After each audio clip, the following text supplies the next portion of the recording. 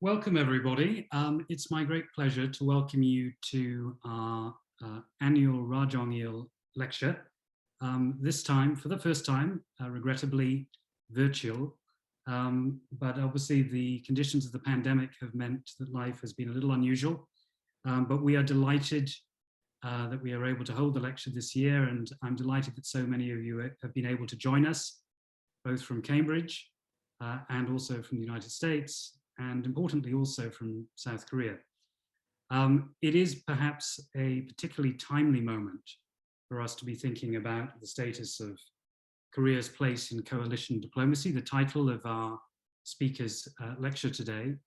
Of course, with the G7 meeting now unfolding in St. Ives, and with South Korea for the very first time attending in an observer capacity, it is particularly important and relevant to think about how South Korea is engaged in global politics and its involvement in a whole range of security issues.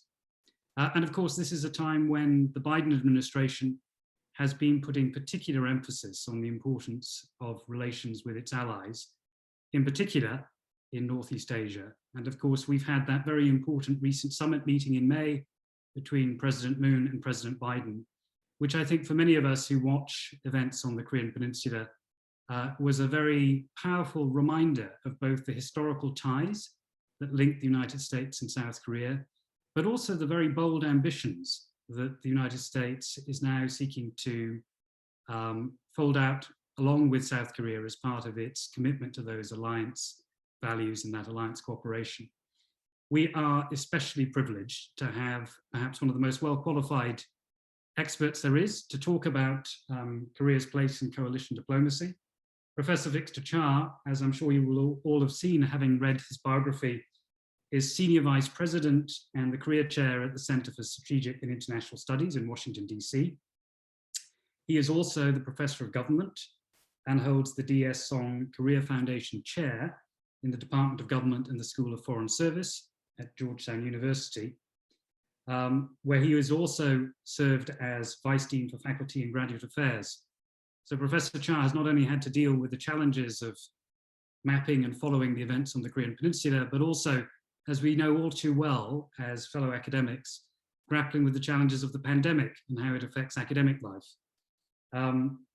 In terms of his policy expertise, Professor Cha served in the White House and also served as Director for Asian Affairs at the National Security Council, with responsibility not only for Korea, but also for other Asia-related issues, Australia, New Zealand, Pacific Island nations, and of course, importantly, Japan. He's the author of numerous books. I won't list them all, but most recently, his newest book, Power Play: Origins of the American Alliance System, combines both historical analysis, diplomatic history, and of course, important commentary on the political and contemporary issues that are relevant when thinking about alliances. He's also published extensively in a range of journals. His work, I'm sure, will be known to many of you who are attending this lecture today. I should point out also that Professor Cha visited Cambridge in 2001 when we held our first inaugural conference on Korean-related matters, at that time looking at relations between the two Koreas. So it's a pleasure to welcome you back, Victor, albeit far too virtual in context at this stage. We hope we'll be able to welcome you back in a more conventional capacity. But before I ask you to deliver your remarks, let me also say a very warm thank you to the man who's made all of this possible, which is Ambassador and Professor Jong-yil, who is joining us also from South Korea. I see him on the screen here, so I want to extend once again my heartfelt thanks to Ambassador Ra. It was Ambassador Ra who not only made this lecture series possible, but he was critically instrumental in ensuring the success of that first inaugural conference that Victor participated in. So Professor Ambassador Ra, welcome and thank you from all of us for making this lecture series possible. I'm going to hand over the floor to Victor and welcome you for this first virtual Jong-yil annual lecture. Victor, over to you. The floor is yours. Well, thank you. Thank you, John. Good morning, good afternoon, good evening to everyone here, wherever you might be in the world today. It's really an honor to be able to be the speaker at this distinguished lecture series. My only regret is that I'm not able to join you in beautiful Cambridge, which is very familiar to me. As John said, I was there in 2001, but way back in the 1980s, I was at that other school. I did my degree in PPE at Oxford at Hartford College. So the UK England is a very near and dear place to me.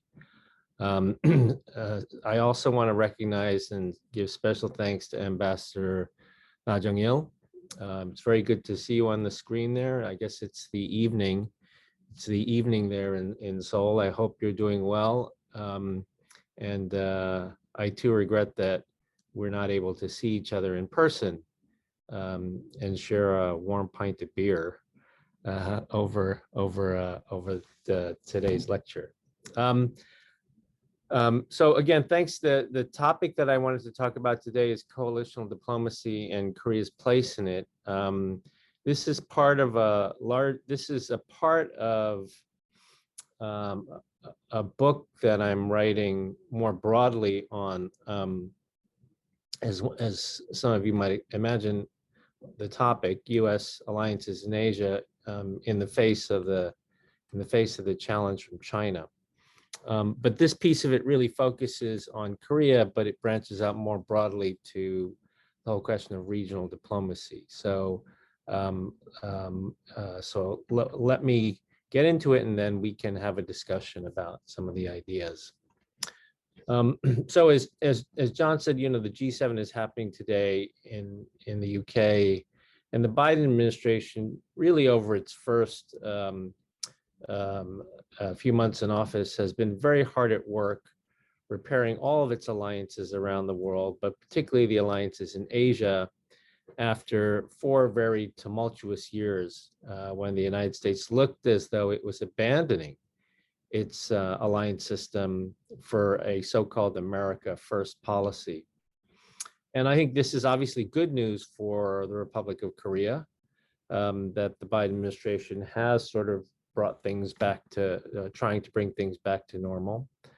But the mere absence of US abandonment does not guarantee Korean security and political interests.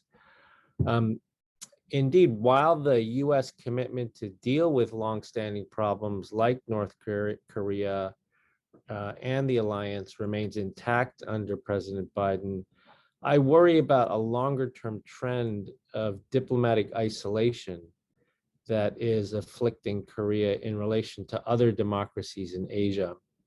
And what I want to do today is talk a little bit about this trend and why it's important to reverse it. But to step back, you know, for I think many South Koreans that I have talked to who've been alliance managers, the 4 years under Donald Trump were, I mean, to put it very bluntly, an unadulterated nightmare. The US president was speaking a language that most globalists and alliance managers did not understand. Proclamations of America First, open disdain for the US policeman role in the world, you know, generated widespread concerns. You know, allied leaders, whether it was Trump's first visit for the NATO summit, or whether it was with Moon Jae-in or with Prime Minister Abe, Shinzo Abe, you know, many of these allied leaders could discount the personal insults from Trump, but they recognized Trump's actions overall. For example, the refusal to reaffirm Article 5 of the NATO treaty, troop cuts in Germany, disengagement from Iraq and Afghanistan, troop pullouts from northern Syria, canceled military exercises with South Korea, cost plus demands for burden sharing, withdrawal from TPP, the WHO, and the Paris Climate Accords, non-WTO compliant trade actions, stoking of anti-globalism in America, coddling of dictators in North Korea and China. All of this was recognized as a U.S. wholesale abdication of its role as the guardian of the liberal order. But Trump's dislike of the role of alliances in U.S. strategy long predated his arrival at the White House. We actually created a data set at CSIS where we cataloged all the statements that Donald Trump had made as not just as president, but as a regular person, public statements that he had made about the alliances going back to 1990. In fact, the first published remark he made about the alliances in general was an interview in Playboy magazine, of all places. When you cull together all of that data, there are three things that became clear about his core beliefs of alliances, which he has held for decades. The first is that allies, including Korea, free ride off the U.S. security commitment. Second, keeping U.S. security commitments to allies in terms of troops, bases, and exercises is very expensive. And third, while the United States is doing all this, allies are cheating the United States on trade. Right? So these are core views that he's held for over three decades, and they never changed, and they were very much his views when he was president of the United States. So it should come as no surprise that the three most significant alliance developments with Korea initiated by Trump were, one, demands for a five-fold increase in cost sharing, the SMA agreement. Two, the proliferation of Section 232 investigations against South Korea on trade.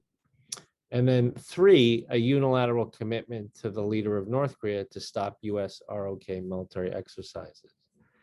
So there's a linear relationship between Trump's views on these issues and what transpired in the US-Korea alliance.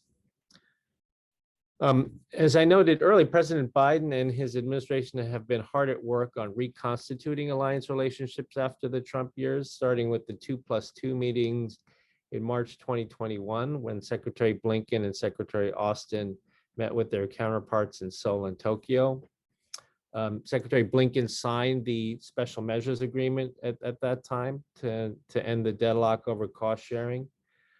Shortly after that, the national security advisors of Japan and Korea came to Annapolis, Maryland to meet with Jake Sullivan to reestablish executive branch trilateral coordination.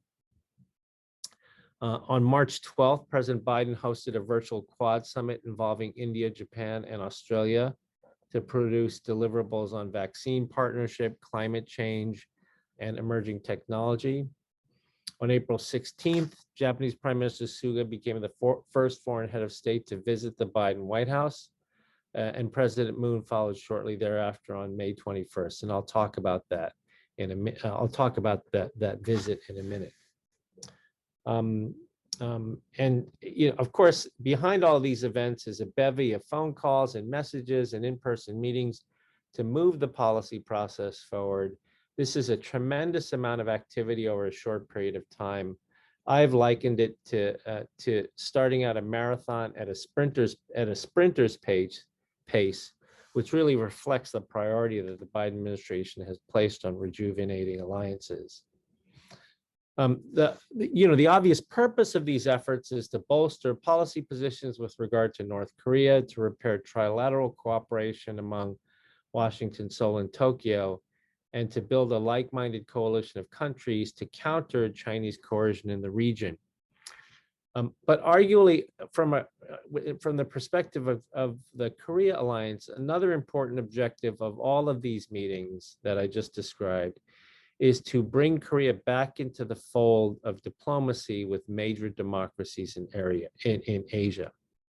And this is because there is a quiet but discernible trend developing over the past few years where South Korea is growing increasingly isolated from the region's multilateral initiatives.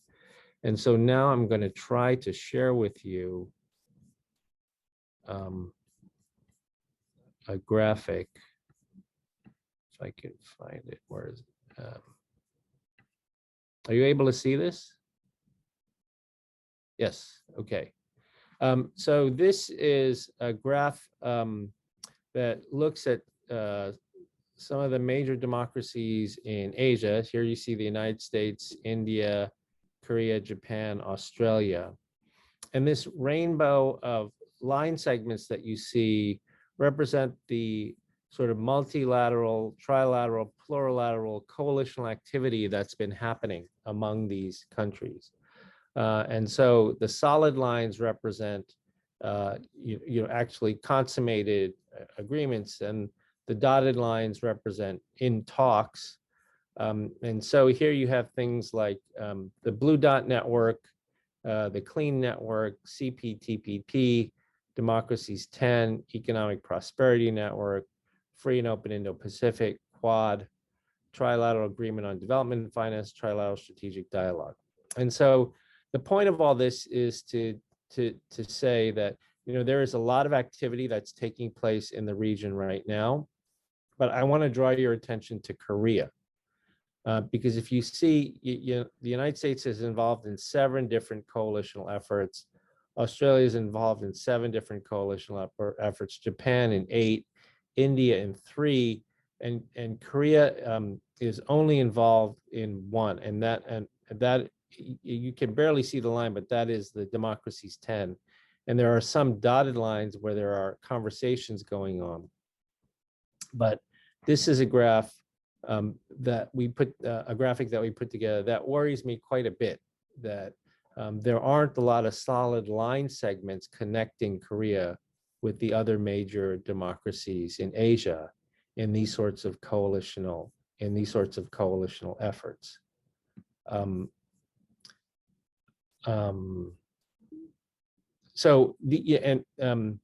Taken together, all of these new networks are forming in Asia among like-minded countries, and these networks are becoming more intertwined over a series of overlapping issues.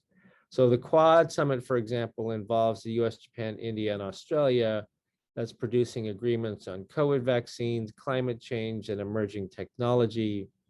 The US, Japan, Australia trilateral dialogues are providing a vehicle for cooperation across a broad range of issues, from development finance to cultural cooperation to freedom of navigation. These groupings are not just in South Korea's interest, but they're consonant with South Korea's own policies. The vaccine deliverables in the Quad, for example, are something that President Moon has prioritized as a need for the country. But of all these groupings, Korea has thus far expressed an interest in only in the Democracies 10. The United States, Japan, Australia, and India, by contrast, are deeply involved in leading actors in all of these initiatives, and Tokyo in particular has been an initiator of several of these coalitions. The concern is that Korea is being isolated among regional democracies, either by choice to sit aside, or because the initiating countries no longer ask Seoul to join, given its apparent disinterest. And this network is growing tighter and more coordinated without Korea over a host of issues that are important to Korea. And so I, in the interest of saving time, I won't go through all of these, but whether the Free and Open Indo-Pacific, the Clean Network Initiative, which has to do with 5G, the Blue Dot Network, which has to do with development finance, the Economic Prosperity Network, which has to deal with supply chains. All of these are initiatives that are coming together. Some of these, have names that the Trump administration gave them, and they're not necessarily called these things anymore, but the Biden administration is continuing all in these things, all but in the same name.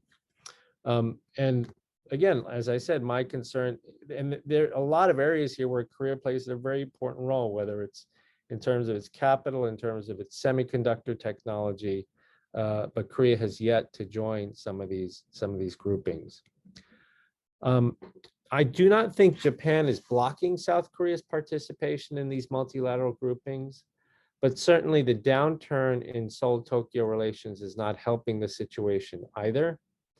An improvement in bilateral and trilateral relations would certainly facilitate more opportunities for Seoul to plug into these networks. And if South Korea expressed an interest in joining any of these groupings, such as the Quad, I'm pretty certain that Japan and the United States would welcome it. Indeed, my understanding is that the Biden administration invited South Korea to become a member of the Quad before they called it the Quad. Maybe they would have called it something else, not the Quad, but South Korea declined participation. On its current course, Korea is growing increasingly isolated from the major democracies in Asia. And I think there are two reasons for this. First is the fixation on North Korea and inter-Korean reconciliation. This is undeniably an important priority, but this has also detracted from Seoul's interest and attention to the larger regional picture. Second, I think Seoul is caught in what I have described as a security dilemma when it comes to Asia's regional multilateral initiatives. And what I mean by that is the security dilemma is that the security dilemma when it comes to regional architecture is the idea that any regional initiative led by the United States is seen to exclude China, and any Chinese-led initiative is seen to exclude the United States. And in South Korea's case, worries abound that China would respond negatively to Seoul's joining any of these US-led initiatives, and that Beijing might even retaliate economically as it had done during the THAAD dispute. Indeed, Korean officials have explicitly stated this fear as the rationale for not joining some of these groupings. For example, the ROK Minister of Science and Technology publicly noted that the shadow of THAAD,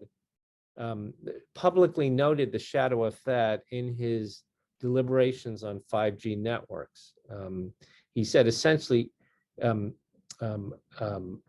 he essentially linked his concerns about excluding Huawei from South Korea's 5G network with concerns that China might retaliate as they did over THAAD. These concerns, I think, are very understandable, but at the same time, they are ironic. The most important strategic implication of the current trend of Korea's isolation from other democracies of Asia is that Korea will end up dealing with China alone. And dealing alone with China's challenge to supply chains, 5G networks, the rules-based international order is much more difficult than doing so with fellow democracies. There is no denying that these are difficult choices imposed on Korea due to the structural shift in the distribution of power in Asia and the rising competition between the United States and China. But hedging or muddling through, but trying to hedge or to muddle through, episodically, I think is really not in the interests of South Korea. Hedging or muddling through is not good for the alliance with the United States. And hedging or muddling through will invite even more Chinese pressure. And so, my view is that it's time for Korea to really have a national discussion about its strategic choices in this era of US-China competition. Opting in or opting out of the new coalitional diplomacy among the democracies of Asia needs to be a strategic choice by Seoul and not an unintentional outcome. Now, having said all that, let me conclude by talking a little bit about the recent summit, because I think that this summit that took place on May 21st actually recovered some of the lost ground that I'm talking about. And I think that, at least from the perspective of the United States, what I just discussed with you is something that they have recognized. And in many ways, I think this summit and its deliverables um, were aimed at trying to bring Korea back into the fold on some of these issues. So, so when, as you can imagine, there's been a lot of commentary about the Moon-Biden summit on May 21st. And to me, the most important outcomes of this summit didn't have to do with North Korea. Usually when these summits take place, it's all about North Korea. But to me, the most significant results of this summit actually were not about North Korea. And they were about all the other things that happened in the summit. And just very quickly to go through some of these things, as you all know, the sort of headline coming out of the summit, particularly in South Korea, was the agreement on a new vaccine alliance partnership between the United States and South Korea, where there would be a marrying up of US technology and South Korean production capacity to make South Korea a hub for vaccine production in Asia. The day after the summit meeting on May 22nd, Moderna and Samsung announced an agreement in which the South Korea would produce Moderna vaccine in South Korea. There's now allowing South Korea to produce AstraZeneca, Novavax, and the Moderna vaccine. Right. This is a very important agreement. It is good for both countries in the sense that it provides surplus vaccine capacity, but it's also important because it shows the alliance contributing public goods to the international system, showing that it is global in scope and not just bilateral. Second, we saw agreements on emerging technologies. The big investment by Samsung to produce logic chips in the United States, the agreement by Hyundai and Kia to produce electric vehicles, and by SK and Samsung to produce lithium batteries, all in the United States. Again, very good for the United States. It means job investment, it means jobs, even though South Korea's biggest trade partner is China. As a friend of mine who does trade says, trade, everybody focuses on how China's top trading, everybody's top trading partner is China. But she says that trade is like dating, but foreign direct investment is like marriage, right? And these, well over $25 billion of new investment in the United States. It's good for the alliance, it's good for the United States, but it's also good for South Korea in the sense that it's a statement about security of supply chains, right? When you're talking about high-end emerging technologies, this is a statement about supply chains, right? And that's very important. That's very important too. And then finally, on green energy and climate, these agreements on EVs, electric vehicles, and lithium batteries is also a statement about Korea's very ambitious goal to be carbon neutral by 2050. I think 2050 was the date. So the point of all this is to say, and we can certainly talk about what came out of the summit in terms of North Korea, but the point of this is to say that, I worry about this trend of opting out of coalitional diplomacy. But the results of the summit, I think, show a real effort to bring Korea back into the fold. And many of the arguments that were made about many of the agreements that were reached in the Moon-Biden summit run parallel to the agreements that were reached in the Quad summit among the US, Japan, Australia, and the United States. So, perhaps the path forward is sort of these things moving in parallel, given Korea's unique situation with regard to China.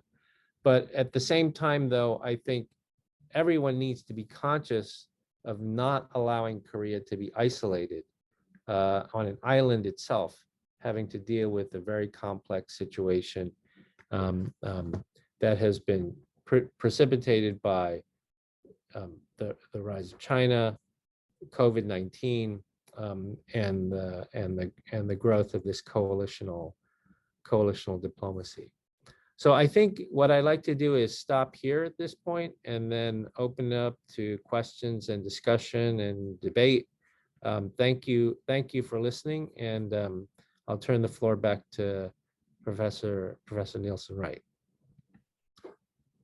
Victor, thank you very much for setting out, of course, this situation which represents, I think, so much of a challenge, but also, as you pointed out, the ambitions of the joint statement between Biden and Moon. I'd like to kick off with a couple of questions while our audience are marshalling their own questions. And again, can I encourage everyone who's watching to send messages using the chat feature, or if you prefer to ask your question, raise your hand and we will try and come to you directly. Two questions really that come out of your presentation, Victor. One, how do you assess the gravity of the China threat at the moment as a strategic actor, both in a conventional military sense, looking ahead to the later part of this decade? There is, it seems to me, growing concern on the part of security planners that China's approach to regional security is not only a defensive crouch to guard against its rivals, but also represents a much more deliberate effort to change facts on the ground. We've seen that, of course, in the South China Seas with China's own version of salami tactics. We see it in the quality of Chinese military hardware and the ambitions of the Chinese government to position the PLA Navy in a way that will potentially undercut efforts at coalition security partnerships between the United States and its key allies, such as Australia, for example. So the first question is, what is the gravity of the China threat and the strategic timeline? And to what extent is Korea an important ingredient in any strategic response, whether that's in the form of preparedness for a future conflict or in reinforcing the importance of collective deterrence? Obviously, from South Korea's point of view, the US-alliance relationship remains critically important as a means of deterring North Korea. But what does South Korea contribute in terms of its own ability to not just be part of a broader coalition of the willing, but materially send a signal to China in terms of some of these anticipated worst-case military scenarios? Taiwan, for example, was mentioned in the joint communique. In the press conference that followed between the two presidents, it's my recollection President Moon was very skittish in avoiding making any sort of expansionary comments on the Taiwan issue. But I'd be very interested to know from you, Victor, what you think about this broader question of strategic preparedness. And then I'd like to come back with one second question before opening it up to the floor. Sure, thanks for the questions. So I would say that in terms of the first part of the question, all the countries in the region, and of course here in Washington, recognize, and even countries that are close to China recognize, a significant degree of assertiveness by China over the last few years. I mean, there's no denying it, and everybody recognizes that. CSIS does every 5 years does surveys of strategic elites in all the countries in Asia, and the last survey, it was overwhelming. Everybody recognized that China was being more. So I think everybody understands that as China grows, it's looking for elbow room, right? It is seeking to be the dominant power in the region. When you ask sort of what is the response and what is the timeline potentially for a confrontation, I'm sure there are people in the Pentagon that are thinking about that, but I think more broadly, the U.S. bet right now is on what we would, and what it's Pentagon terminology. They have to come up with a better diplomatic language, but it's a bet on what one would call phase zero operations, right? Which is not preparing for conflict, but trying to build an environment and a coalition of countries in sort of a political, economic, and in some sense security sphere to try to collectively deter China that way, right? By focusing on things like all the things that we've talked about, everything from resilient supply chains to freedom of navigation to standing up for democracy in Taiwan. And then the second part of this, so I think it's one, everybody recognizes the assertiveness by China, the expansion of Chinese influence. Two, I don't think the focus is on preparing for conflict with China, but all of this work at coalition diplomacy is really to create in sort of phase zero like-minded countries that really prefer the current rules-based international order. They're not looking for an order that is run by China, and even countries like Malaysia and Singapore feel the same way. And then third, the focus in all of this coalition diplomacy and phase zero operations is I think for at least the United States, it's not specifically about China. May be the subtext, but it's not the text, in the sense that it's not come and join this anti-China coalition. It is more along the lines of, don't you believe in a resilient and open Asia? Don't you believe in an Asia where there's freedom of commerce, where there's freedom of air flight, freedom of navigation, democracy, no shocks to supply chains, these sorts of things. So, I mean, some cynics may say it's a twist of phrase, but it's really to try to get countries to think about this in terms of this is good. It's not good for, maybe good for the United States, but it's really good for you, right? I mean, it's really good for you as well. And to encourage countries to also help each other. So, in the UK, for example, initially there was a decision to use Huawei technology, and then a decision not to, and then an agreement by Japan with the UK to help the UK with 5G technology. So I think there are all sorts of things like that. And again, part of this, I think, is a result of concerns about the China threat, but part of it was precipitated by COVID, where the whole world realized that we were vulnerable to supply chains when things stopped coming out of China, right? And they stopped coming out of China for good reason, but in the future, they could stop coming out of China for reasons that don't have to do with the pandemic, and that could be politically motivated. And so I think that was a very important realization that everybody came to as a result of the pandemic. Great, thank you, Victor. My last question before I open it up.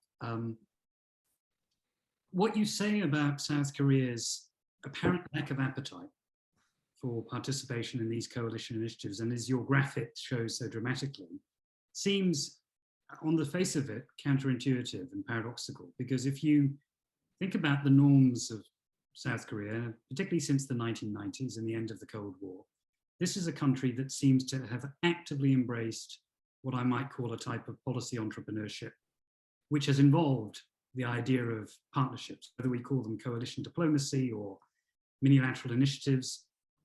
From the time of Kim Young-sam, you had talk of Segweha, globalization. We've had almost every single president since then has grabbed for the toolbox of rhetorical coalition.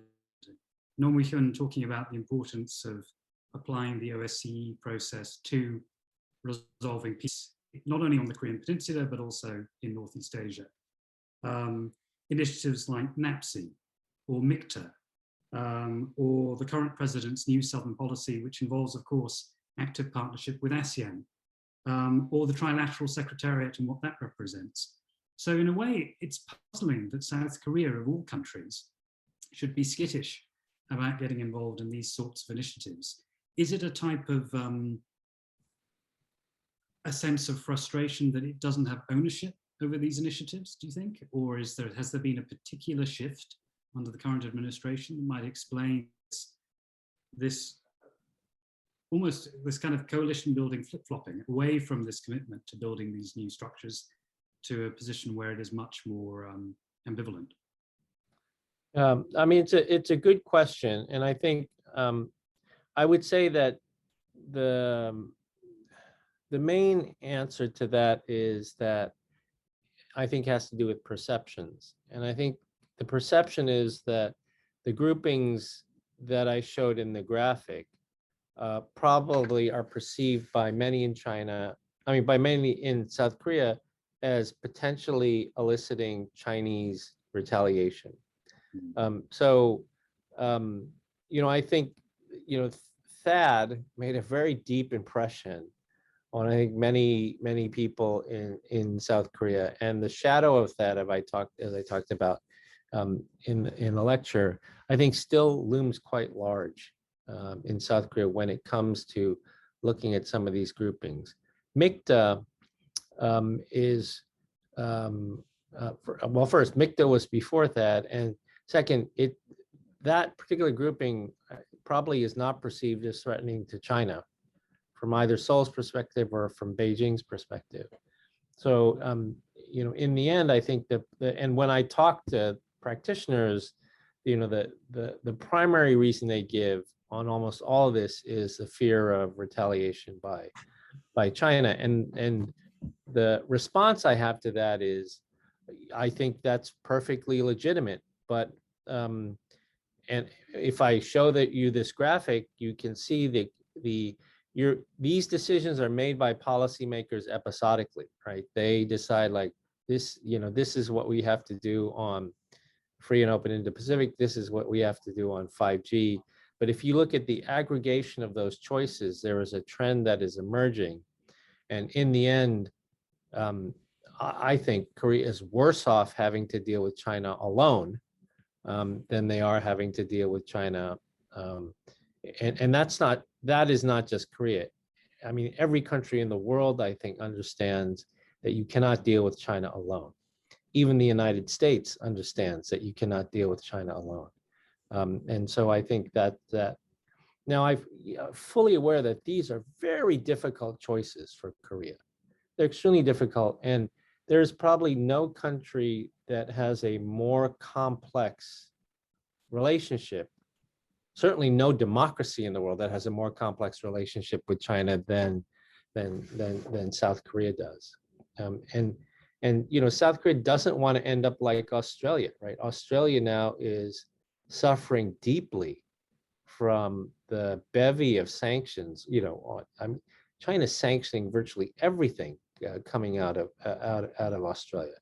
All non-WTO compliant actions, by the way, but sanctioning virtually everything that's coming out of Australia. But they are still trying to stay firm that they're not going to allow themselves to cave to Chinese coercion.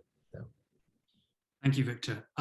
It strikes me that given that we have the man who set up this lecture series here virtually, that I should invite Ambassador Ra directly if he has a question that he would like to ask. Ambassador Ra, of course, having served as a national security advisors to former President Kim Dae-jung and Roh Moo-hyun, would have, I'm sure, very interesting perspectives on these strategic challenges. Ambassador Ra, I'm not sure whether I can see you directly. Yes, I can.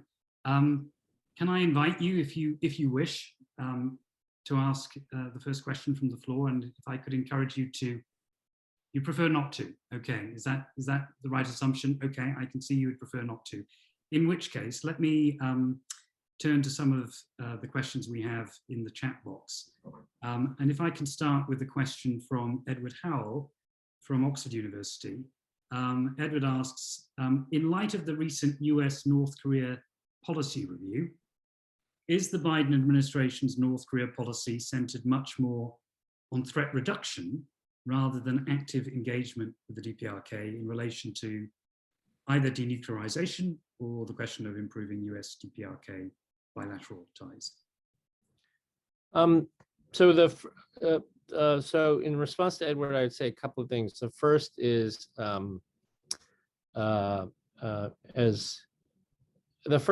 that people, policy is people, right? And the people that they have working on this issue in the Biden administration are not new to the issue. In fact, they are old pros. A lot of them cut their teeth on China when it comes to being regional specialists, but they have a lot of practical experience on the North Korea issue. So Dan Crittenbrink, who's the Assistant Secretary of State, was the deputy chief of mission when we were doing six-party talks in China. So he's very well aware of this issue. Edgard Kagan, who's the senior director for Japan Korea, was the political counselor when we were doing six-party talks in Beijing. The last sort of major negotiation that took place. Sung Kim obviously has the most institutional memory on this issue.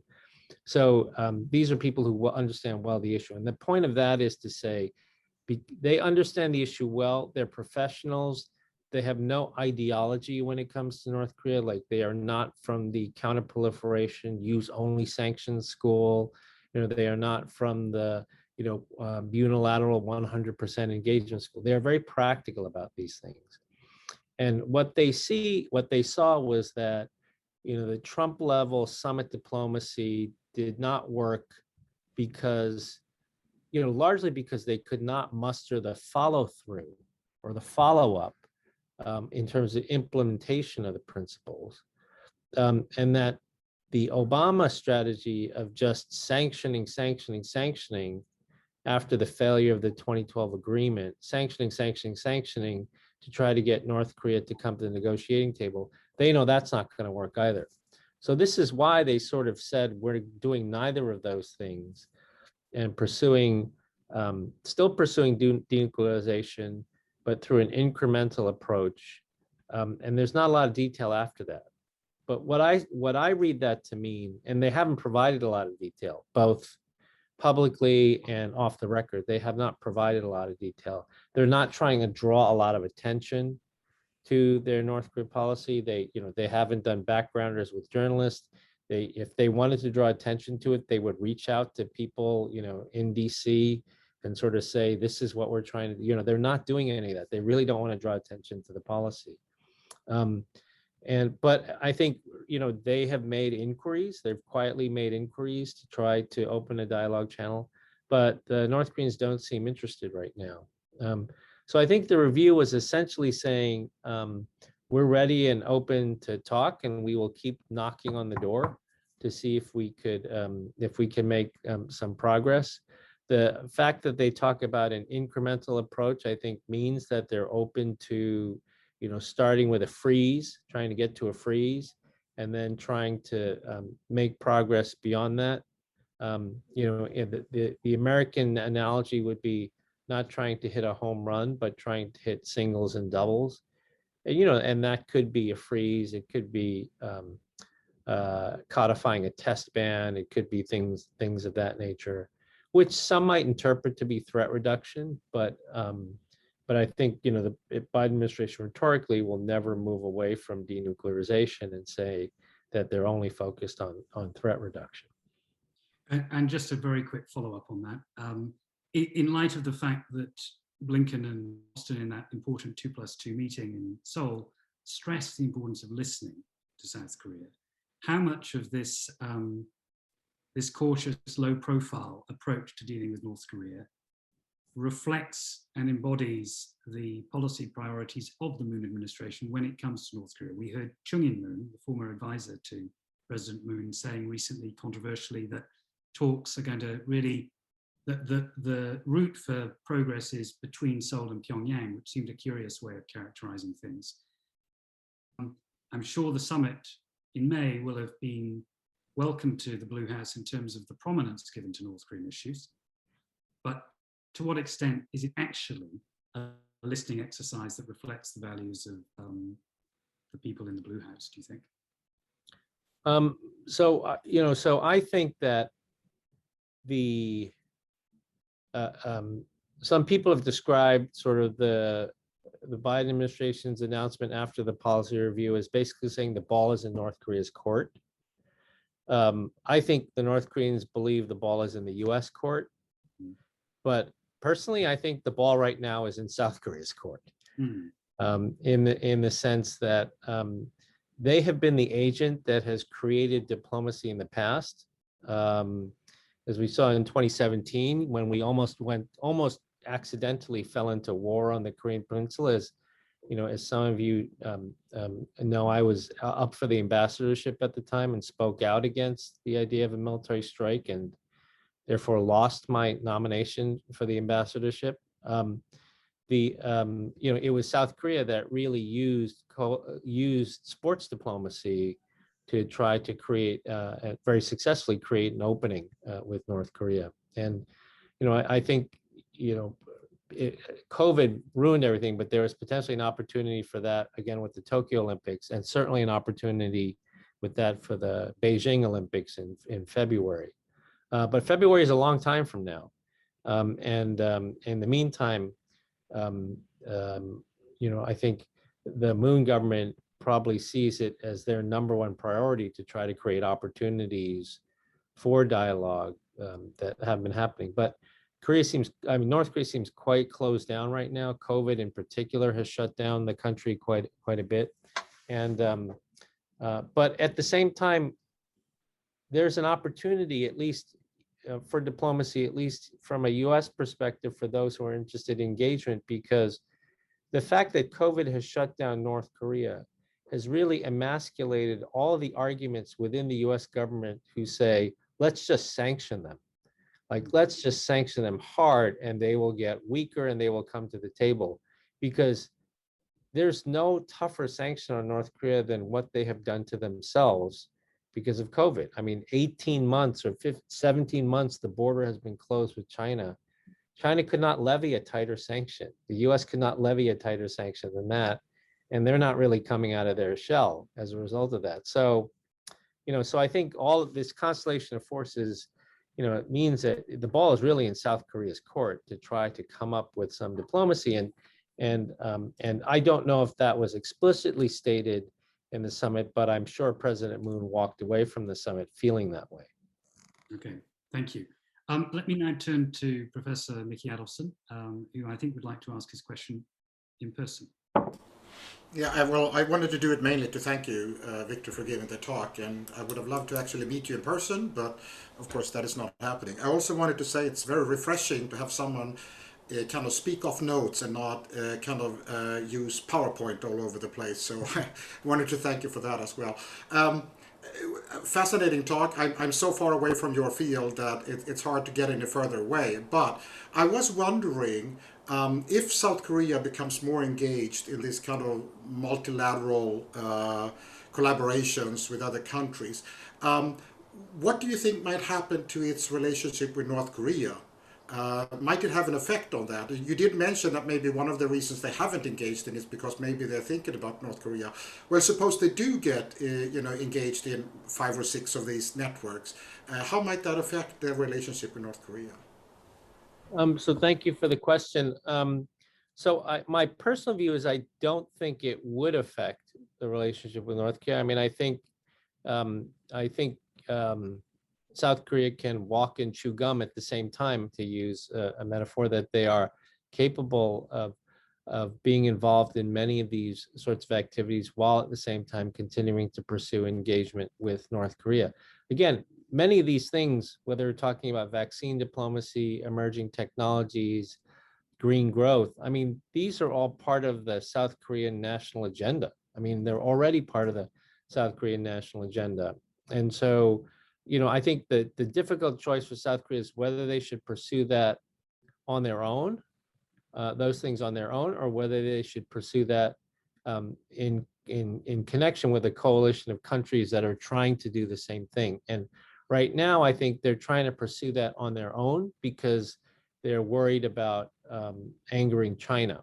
And that's sort of the dilemma that the dilemma that they faced. So, the dilemma that they face. And like I said, I think there should be a national discussion about this. Right now, the polling in South, there's a bit of a gap between the polling in South Korea on China policy and what the government is doing on China. So there's a bit of a gap there. So and perhaps this national discussion will happen, as a result. This is an election year in South Korea. So perhaps it will happen in this election year, that debate will sort of bubble to the surface in this election year. And that neatly leads us into a question from Professor Steve Tsang at SOAS, who asks, how does South Korea see what China wants and intends to do on the Korean Peninsula? Does South Korea see China playing largely a positive or a negative role? Why does South Korea take the view it does over China? And just to sort of amplify your point, Victor, about polls, 80%, I think, according to one poll, says that 80% of South Koreans view China as a strategic threat. If it were to become an issue in the election, do you see any particular candidates selecting that as a tool with which to attack the government? Well, on the first part of the question, there is, I think, no denying that in the South Korean policymaking apparatus, there is a widespread view that China is a critical player in both denuclearization, threat reduction, and resolving issues with North Korea, and unification eventually. I think that's undeniable, and that is probably the biggest variable that complicates and makes unique South Korea's predicament with regard to China versus other countries. This one official from the Blue House said to me, Japan doesn't have a North Japan, right? Or Australia doesn't have a North Australia. I mean, there's an inter-Korean variable here that no other country has to deal with. And I think that is true, but my personal view is that there are limits to there are limits to China's role when it comes to this, because I think in the short term there's certainly tactical overlap, because no one wants a crisis, no one wants a war on the Korean Peninsula, and China will do things to prevent that from happening, and to try to get diplomacy back on track. But I think in the longer term, China's, they don't care as much about denuclearizing the Korean Peninsula, and they certainly don't care very much for unification, right? And I don't know if the Chinese have ever actually made a statement supporting unification. So I think there's a lot of, in the short term, tactical overlap, but in the long term, there's strategic problems. And in terms of the election, I just don't know. I don't know how it will play out. I don't know if, politicians will take positions on this particular issue. I mean, I do think it'll be something that will be certainly a topic for discussion. At least when I talk to politicians, I get that sense. But, politicians may be very loud on it, but then they'll moderate once they come into office, I'm sure.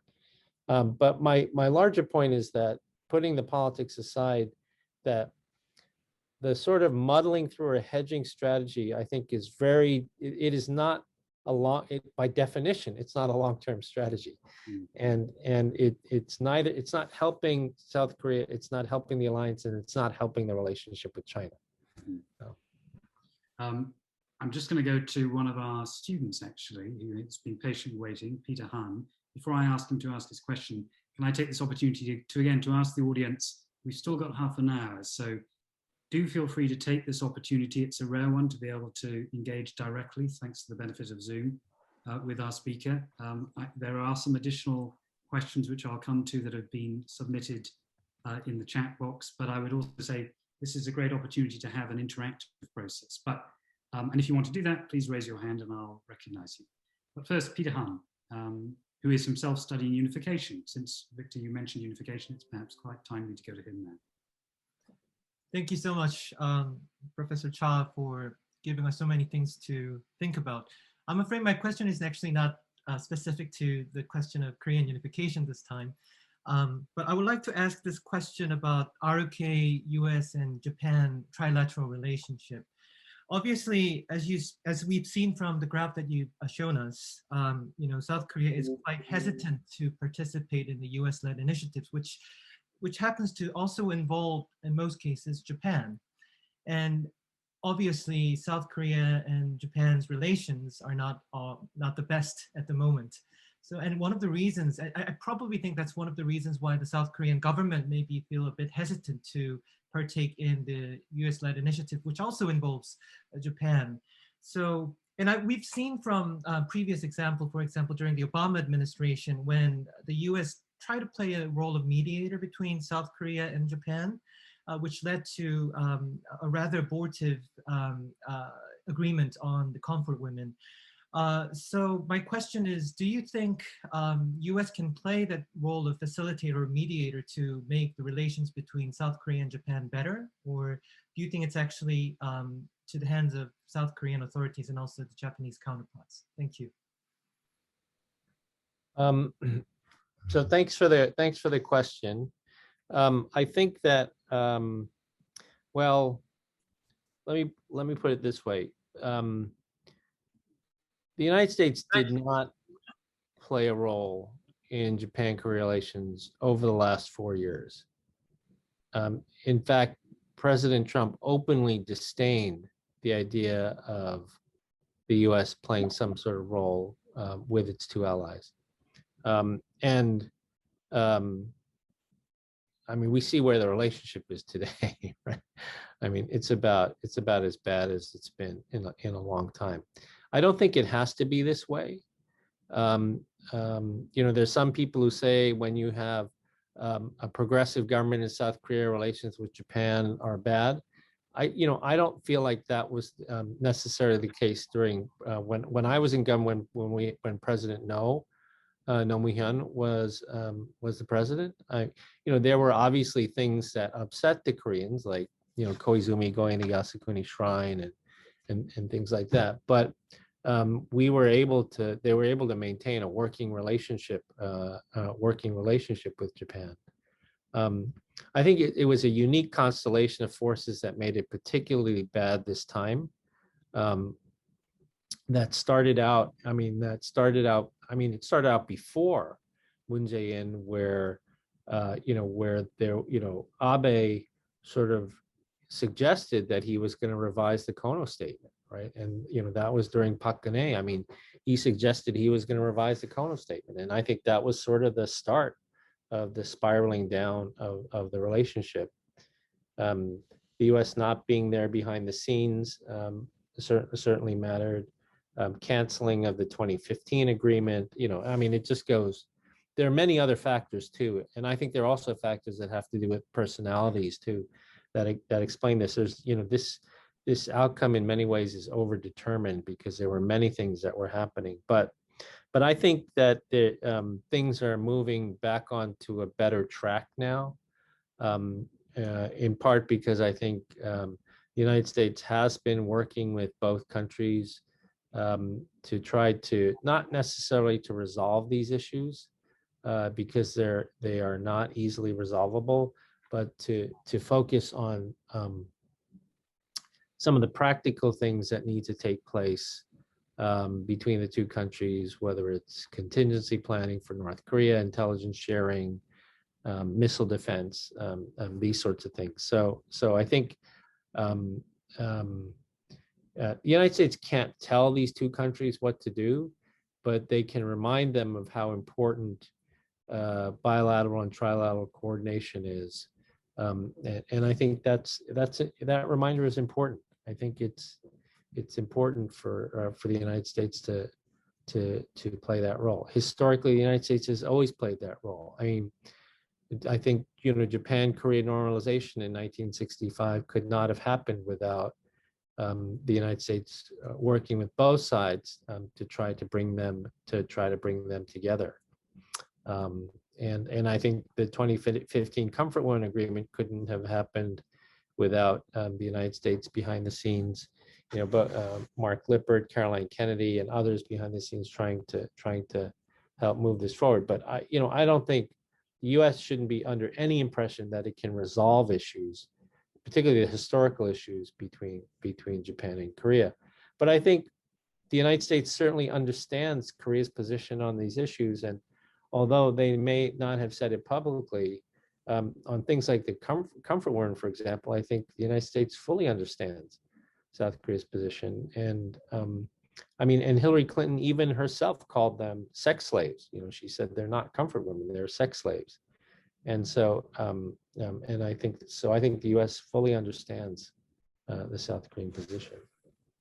I can't resist another two-fingered intervention, if I may, just to follow up. Thinking back to our conference in 2001 and your reference to personalities, it was then a more junior official, Wendy Sherman, who of course now serves as Undersecretary of State in the State Department, who was one of our speakers at that very same conference. To what extent, having somebody in that capacity in the US State Department, will that have any material impact on the degree of effort that Washington makes to try and bring these two allies closer together? Are those sorts of personal ties important, do you think, in explaining the likelihood of success or failure when it comes to bringing allies together? I think it is. I think it's very important. Wendy Sherman, even Secretary of State Blinken, I think is. I think there's probably no Secretary of State that has internalized this issue more than Secretary Blinken. I think Hillary Clinton certainly understood it. Condoleezza Rice, who I worked for, certainly understood it. But I think they understood it because experts told them to. But I think Blinken has internalized it, and that's because when he was Deputy Secretary of State in the Obama administration, he actually instituted a quarterly trilateral meeting of the deputy foreign ministers, alternating between Washington, Seoul, and Tokyo, because he believed it was that important, right, to continue to move the relationship forward by staging quarterly trilateral meetings, which would then force the governments on all sides to fulfill the commitments that were made at the previous meeting, right? So to basically keep the bureaucratic machinery moving forward in terms of deliverables for each of these meetings. So I think he very much understands this, and to me, it's no surprise that his first overseas trip was to Tokyo and Seoul. Okay, thank you. Let's go to Aidan Foster Carter, a long-standing Korea watcher, who wants to ask his question in person. Aidan, can you unmute yourself and, if possible, turn on your camera? I'm assuming Aidan can hear me. There we go. You're still muted, I think, Aidan. I think am I now audible? I'm sorry for problems. Victor, thank you very much indeed for a fascinating talk. I wanted to put a question, perhaps sharply expressed, not at all sharply towards you, but we've all been to endless seminars in Seoul and elsewhere for the past decade, which have been framed in terms of South Korea walking a delicate tightrope, as for instance, has just been put in the new volume from IISS by Gordon Flake, or balancing between the US and China. And without in any way understating the real dilemmas, one knows exactly what is meant by these forms of speech. We all face the China challenge, but obviously South Korea is uniquely placed by reasons of geography, history, culture, etc., etc. But wasn't it always slightly illusory? The Republic of Korea was, as seen from China, as seen from North Korea, the Republic of Korea, what preceded it? The USA military government. This was a state, not being remotely leftist as I used to be. This is a state founded by South Korea, by the United States, which has constantly hosted United States troops. And so when we had the period of slight illusions, perhaps perpetuated by people like Chun Young-woo, much as I respect him, that everyone was getting fed up with North Korea, China's on side with us, China recognizes us as the real Korea. We know, thanks to WikiLeaks, he was telling Catherine Stevens things like this when she was ambassador. Wasn't it always an illusion? And to wrap up, I very much agree with your view on the importance of the recent US-ROK summit. Doesn't that show that South Korea has finally realized which side it is on, and tacitly, de facto, and lots of difficulties still to be sorted out economically, South Korea knows who its ally is? That's probably not put with diplomatic nuance. Okay, Aidan, I'm going to answer your question, but with apologies to John. This computer that I'm currently on is about to run out of battery, so I'm already on my other computer. So let me switch, and there might be a little bit of feedback initially. Let me just switch. Recording in progress.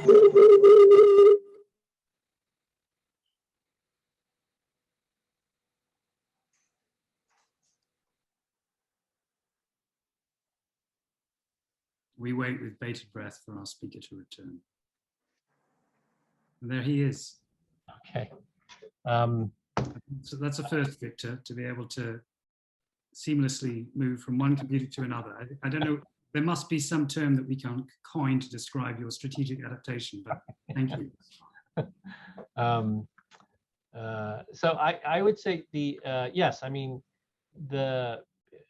balancer was initially the terminology that the Hahn administration used. Bridge was something that was used, I think, before, particularly when South Korea hosted APEC and was able to bring Taiwan in as an observer, I think. And so what I would say here is that the sort of bridge or balancer or middle power role, sort of the notion of South Korea as the trusted power between the United States and China, that are trusted by both. I think that's, I think that is certainly Korea's ambition to do that. I think it's a noble ambition. I mean, I think that the South Korean presidents have tried to do that, tried to cultivate that sort of relationship with both. What I would submit is that I think that that particular role is easier for South Korea to pursue when U.S.-China relations are good or not bad. And you know, arguably for 50 years, the United States has been trying to pursue this responsible stakeholder template with China, trying to work with China as they rose in the international system. But I think as you've seen clearly in Washington over the past couple of years, the policy consensus generally has been that the responsible stakeholder experiment has failed, right? And that China does not wish to be a responsible stakeholder and wishes to do things their own way. And so I think, that larger structural change just makes it much harder to pursue this bridge or this middle power bridge building or balancer role. I think it's just much harder for them to pursue that. And, the flip side of that, I think, is that North Korea is very comfortable with the current situation, right? They're comfortable with U.S.-China conflict because, it gives them leverage either to draw themselves closer to the Chinese ally, or even to mess with the Chinese ally by doing symmetry with the United States. So, as you will remember, Xi Jinping did not meet with the North Korean leader until Trump announced that he would meet with Kim Jong-un. And then Xi Jinping, I think, had 5 meetings with the North Korean leader, right? Prior to that, he had none. But when U.S.-China relations are good, I think North Korea is very uncomfortable with that because they're worried about a U.S.-China condominium, a deal, cut over the heads, a deal that's made over the heads of North Korea. They fear abandonment by China, basically. So they're kind of mirror images. I think they're kind of mirror images of each other.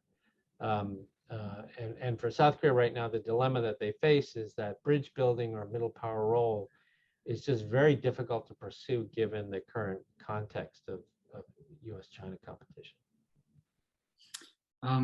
Thank you, Victor. I'd like now, because we are running a little bit short on time, to take a group of questions together so that we can think about them collectively. Starting with Hong Jae-im, who I'd like to ask his question in person, then followed by my colleague, Dr. Nuri Kim, who has just joined us at Cambridge as a new Korean Studies lecturer, and then we'll hear from CK Ha. But let's start with Hong Jae-im, if you'd like to ask your question. And if you could unmute yourself, please.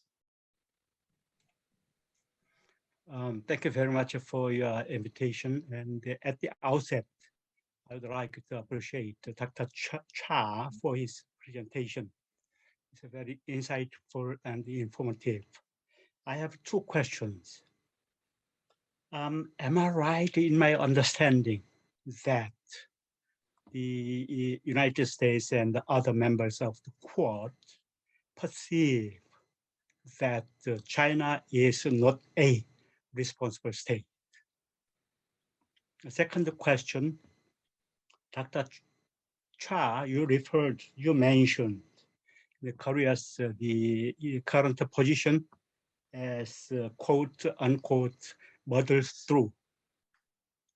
I think sometimes that kind of position is necessary, considering the historical relations, the history between China and Korea. During the history, many times Korea was invaded. And in this regard, sometimes, particularly in the current situation, the ambiguity for the Korea is needed, because ambiguity is the the lifeblood of diplomacy.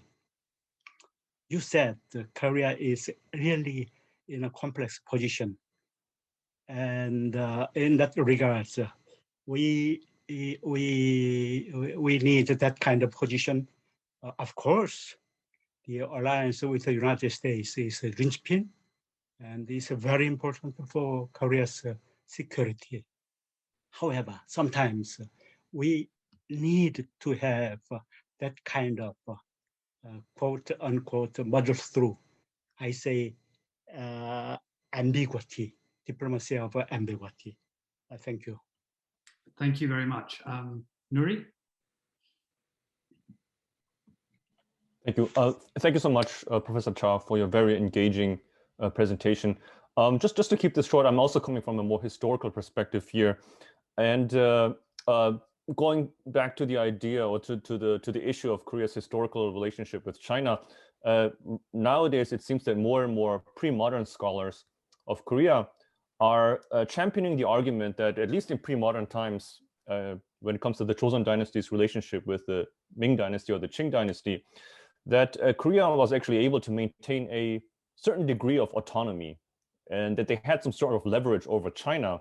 And that leverage is recognition that the Ming dynasty or the Qing dynasty, they actually needed Korea, they needed the Joseon dynasty to recognize the Chinese as the center of the universe. And this is the leverage that the Koreans had at that time. And this is why the Koreans at that time were able to maintain a certain autonomy. I don't know to what extent that sounds persuasive to people in attendance here today. But my question is, what is Korea's leverage over China nowadays? Does Korea have any kind of leverage? Or what can Korea do, or South Korea do, to develop a certain type of leverage that can maybe pry Korea away or give Korea a little bit more leeway in terms of negotiating its relationship with China? Thank you. Thank you. And finally for now, CK Ha, if you can unmute yourself. Thank you. Thank you very much, everyone, for organizers, and also Dr. Cha for the lecture. My question is about Korea's attempts to align its diplomacy with the Indo-Pacific. So it is true that Korea has been quite hesitant to embrace the Indo-Pacific to a certain degree. And in a sense, it may also be in part, like Dr. Nielsen mentioned earlier, due to Korea's inability to be behind the wheels for these kind of coalitions. But then with Korea's new southern policy targeting ASEAN and India, Korea has been trying to align it with the US to create areas of cooperation in Southeast Asia. And Korea also has good relations with Australia, like having 2+2 meetings as well. So what's your view on Korea's efforts to elevate its ties with other like-minded states in this region? Great, thank you. So Victor, 4 questions, I think, if you... Okay. Okay. Let me just write these down. First, in terms of the Quad, I think each of the countries have. I don't think there's a uniform view when it comes to whether there's a China threat. I think that there are a variety, a diversity of views on that. Of the Quad countries, Australia is very deeply tied economically with China, but at the same time, they are, and part of it had to do with the domestic influence peddling scandal that took place. The popular views on China changed after these domestic controversies. And the government, whether it's been conservative or liberal, have been more willing to resist sort of Chinese economic influence. And they're paying the price for that now, big time. I mean, India has a much more ambivalent position than the United States or Japan when it comes to the so-called China threat. I mean, India and China, as you know, have been rivals for quite some time. But they're much less willing to sort of buy into the China threat thesis. But the point I would make here is that if you go back and look at the Quad and the leader statements and the agreements that came out of it, there is one word that is not mentioned in the entire proceedings, and that is the word China. Right? The focus really is on trying to, support the rules-based international order, increase the global supply of vaccines, ensure resilient supply chains for key emerging technologies, these sorts of things. So it's the Quad is, it's not sold nor presented nor packaged as an anti-China coalition. Now, that doesn't mean China doesn't view it as an anti-China coalition, because I'm sure China does. But the whole idea behind it is actually not to focus on security issues, right, and to focus on these other issues. With regard to muddling through and ambiguity, absolutely, ambiguity is it's the metal of diplomacy, right? And I think that's very important. But what I think is interesting, and I think if South Korea, could, if the environment allowed for it, they could, or they would try to muddle through and be ambiguous as much as they could. But the interesting thing there is that, and so I've collected the data on this. If you look at South Korean choices over the last 8 years on issues where the United States and China have asked South Korea to do different things. Like the United States, for example, says, don't join as a charter member of the Asia Infrastructure Investment Bank. And China says to South Korea, please join as a charter member of the Asia Infrastructure. If you look at these, what I call the binary choice issues, since 2013, there have been 10 of these, right? 10 of these issues. And I think it's on 8 of them, 8 of the 10 issues, South Korea actually has not hedged. It has not muddled through. It is not hedged. On 8 of the 10 issues, it's actually chosen China, right? And so, in one sense, South Korea is not hedging anymore. It's not muddling through. It is moving in the direction of China. And I think a lot of this has to do with the threat of Chinese retaliation. And so, so they're not muddling through anymore. They're actually choosing the Chinese side. And this then gets to Professor Kim's question, because when we talk about the leverage that South Korea might have, I think South Korea right now feels like it doesn't have much leverage with regard to China. But I think with every decision that South Korea makes on these binary issues, I think China feels like it has more and more leverage over South Korea. It's no secret that, and Chinese policymakers have said this both openly and behind closed doors, it's no secret that China sees the US-Korea alliance as the weakest link in the American alliance network, right? I mean, China's objective is to end the US alliance network in Asia. They would like to move the United States out of the region.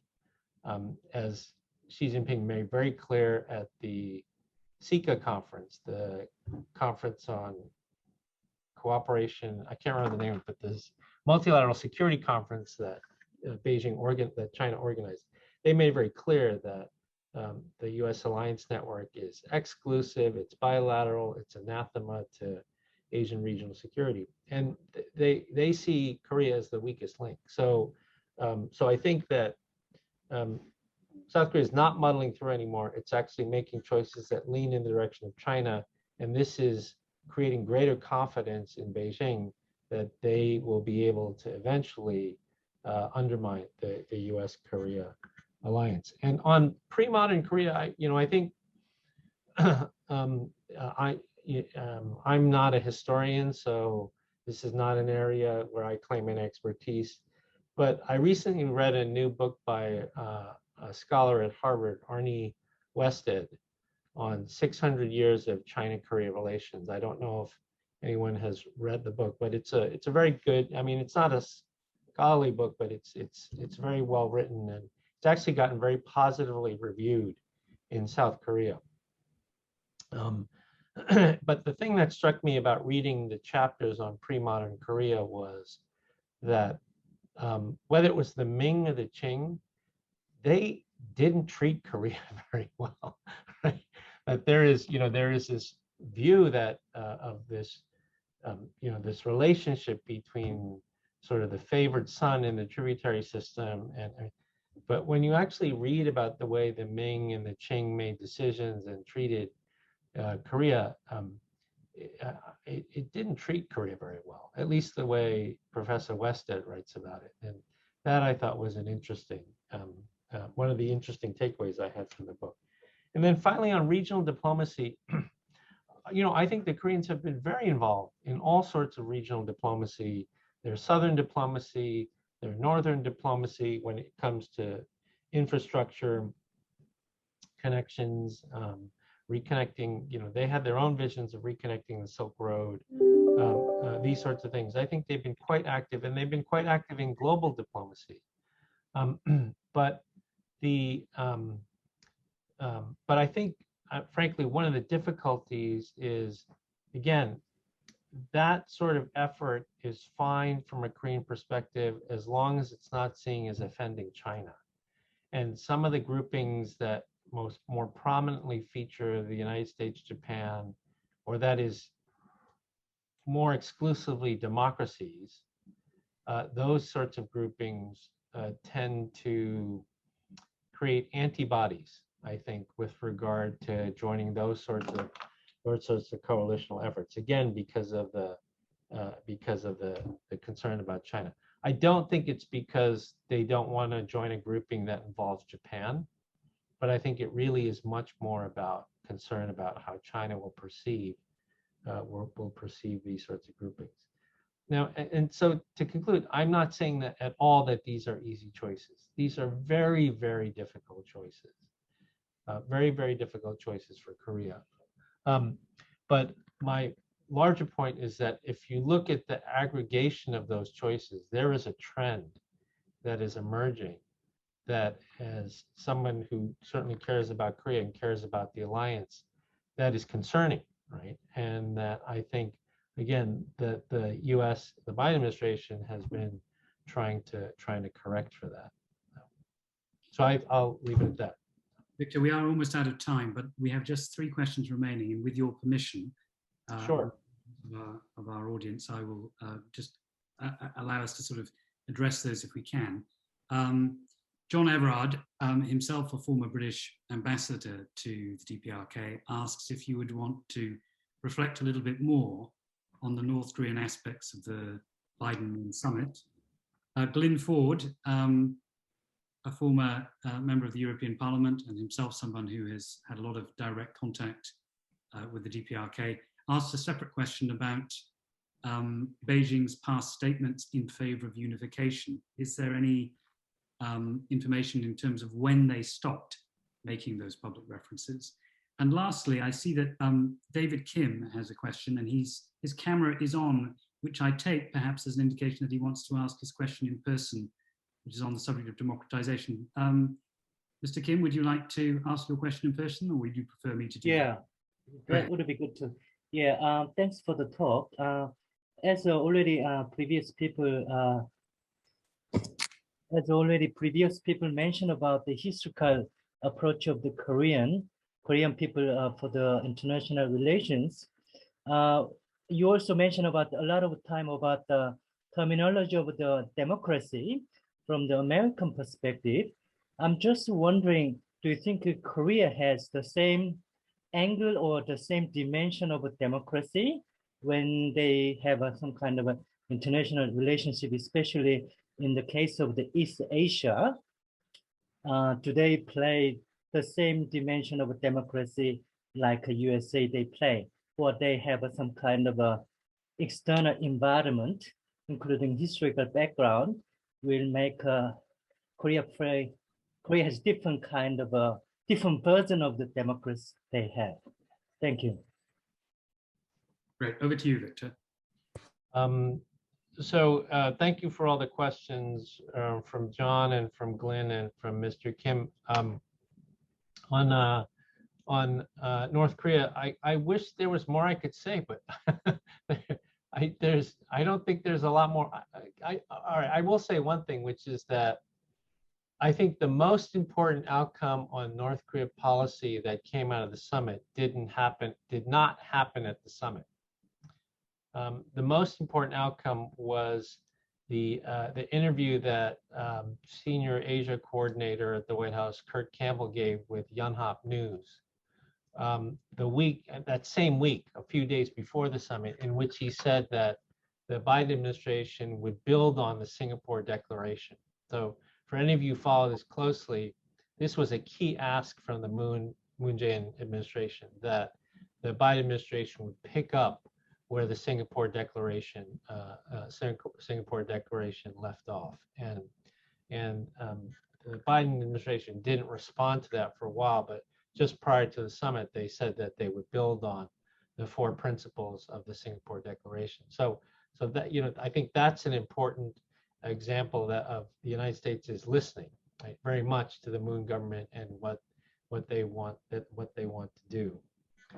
On China's statements on unification, so I don't have a good answer of when they started making positive statements on unification. I know when the United States did,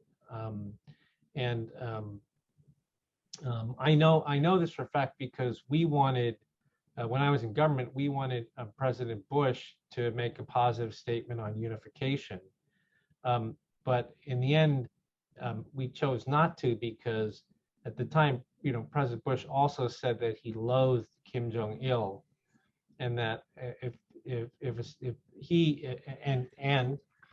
was in 2 wars, in Iraq and Afghanistan, and put North Korea in the axis of evil, and because of that, we thought if he made a positive statement on unification, it would be interpreted in South Korea as a policy of regime change, right? Trying to change the regime in North Korea. So, he very much believed in unification, but stopped him from saying it. President Obama made very clear a statement where he said, in its standing U.S. policy, the United States would support a Korea that is whole and free, right? A Korea that is whole and free. But I have not seen a similar statement coming from China, right? And I think it's pretty clear why China doesn't want that.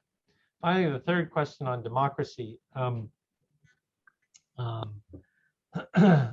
mean, South Korea, the one grouping in that graphic that I showed you that South Korea has agreed to be a part of is the Democracy 10, right? Which is, again, I think a full-throated statement of support for the promotion of democratic values around the world. I think South Korea is very much in support of democratic values around the world, but it becomes harder for South Korea when it comes to the region, right? Because when you talk about it in the region, does that mean that you oppose the national security law in Hong Kong, which South Korea has been very quiet on? It's much harder for South Korea to make these statements about democracy when it comes to the region. Having said that, as Professor Nielsen Wright pointed out, to me, one of the most surprising things to come out of the Biden-Moon summit was the statement on Taiwan. Right? I think this was the first time ever that there was a statement on Taiwan in a U.S.-Korea joint statement, supporting democracy in Taiwan. And I think that is because, in many ways, Taiwan really is the red line for many countries in Asia when it comes to how they measure the U.S. security commitment, the United States as an Asia-Pacific power. I think for many countries, Taiwan, I mean, of course, their own countries are important, but most of them don't feel there's a scenario in which the United States would have to defend their country, the national security of their country, right? I mean, South Korea is probably the one that's closest in that sense. But again, in the surveys that we've done of strategic elites, countries that in Asia that have really no strategic tie to Taiwan feel that the defense of democracy in Taiwan and the prevention of the absorption of Taiwan by China is, and what that means for U.S. commitment is well over 85%, right? 85%. Our surveys have done this. Bonnie Glaser, formerly at CSIS, now at the German Marshall Fund's surveys have shown this, that this is seen as a very important sign. And so I think in that sense, Korea's statement on Taiwan reflects a view more broadly held in the region that Chinese aggression against Taiwan would be something that all in the region would see as very threatening. Victor, thank you very, very much. Your reference to the D10 in a way neatly brings us back to where we started, the G7 meeting, of course, with those critical D10 participants.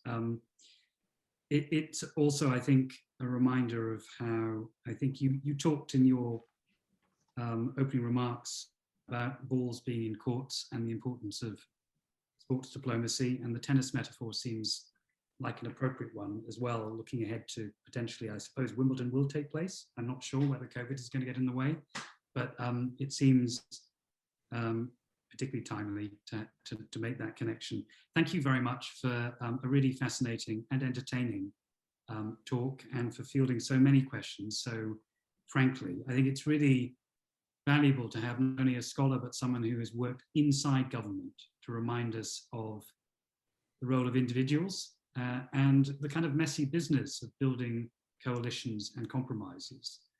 It was Secretary of State Blinken who gave a speech recently at NATO headquarters in which he evoked the memory of former President Eisenhower. And it strikes me that there's a lot to be learned from the early period of the Cold War. There are a lot of inappropriate analogies when we think about the current crisis, and the Cold War is probably one of them at the moment. But the way in which the United States has responded to some of these global challenges and the importance of cooperation, which President Eisenhower and others, I think, recognized almost instinctively, is is an important, I think, factor in understanding why there are perhaps reasons for being optimistic at the moment. And even if South Korea remains hesitant about joining some of these multilateral coalitions, you've set out a very important and powerful argument for why it needs to be involved and why the efforts of American diplomacy to engage with the Blue House and South Korean public opinion is so important. So thank you very much. Thank you again to Ambassador Ra, Professor Ra. I would invite him to speak if he likes, but I can see he's being characteristically self-effacing. But I do want to underline very powerfully just how important Professor Ra's support for Korean studies is at Cambridge. Professor Ra was himself a PhD student who studied, I think, with Harry Hinsley at St. John's College in Cambridge. That personal connection, to echo again the themes of your talk, Victor, those personal connections really matter. And so we are very, very grateful for the support that Ambassador Ra has given us. And on that positive note, thank you, Victor. I hope we can welcome you in person back to Cambridge at some point in the near future. Thank you, all of you who attended today, and for your questions. And we look forward to meeting with you all again virtually in hopefully the not too distant future. Stay safe. Sure. Bye-bye. Thank you, John. Thank you. Thank you, Ambassador. Thank you. Thank you, everybody. Thank you. Well done. Thank you.